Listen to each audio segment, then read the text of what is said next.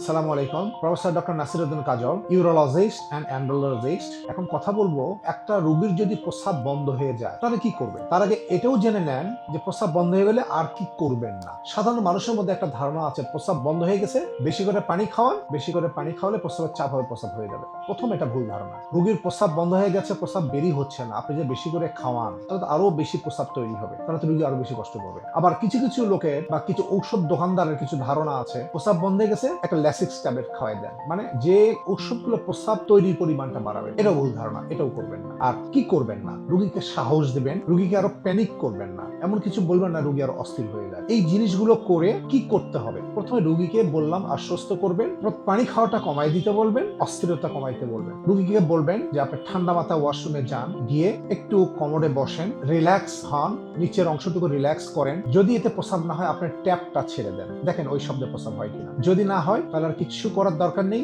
স্থানীয় কোনো হসপিটালে নিবেন, কারণ ওনার প্রস্রাব বন্ধ হয়ে গেছে, তার তলপেট ব্যথা হচ্ছে, এটা ফুলে গেছে, রোগী কষ্ট পাচ্ছে। স্থানীয় হাসপাতালে নিয়ে গিয়ে আগে রোগীকে ক্যাথেটার করে নেবেন। ইমার্জেন্সির যে চিকিৎসাটা, আগে প্রস্রাব রাস্তার নলটা লাগাই নিয়ে প্রস্রাবটাকে ক্লিয়ার করবেন। যদি প্রস্রাব রাস্তার নল ঢোকে তাহলে আলহামদুলিল্লাহ, যদি না ঢোকে তাহলে ওইখানে যে ডাক্তার আছেন উনি দেখবেন, অথবা উনি অন্য কোনো ইউরোলজিস্টের কাছে রেফার করবেন। করে আমরা অন্য কোনো ভাবে প্রস্রাব রাস্তার নল না ঢুকলে তল পেটে একটা ছোট্ট একটা অপারেশন করে আমরা প্রস্রাবটা সাময়িক ভাবে রিলিভ করে দেওয়ার চেষ্টা করি। ধরলাম প্রস্রাবের সাথে রাস্তায় নল ঢুকে গেল, ঢুকে গিয়ে প্রস্রাবটা ক্লিয়ার হয়ে গেল, তলপেট ব্যথা কমে গেল, ফুলা কমে গেল।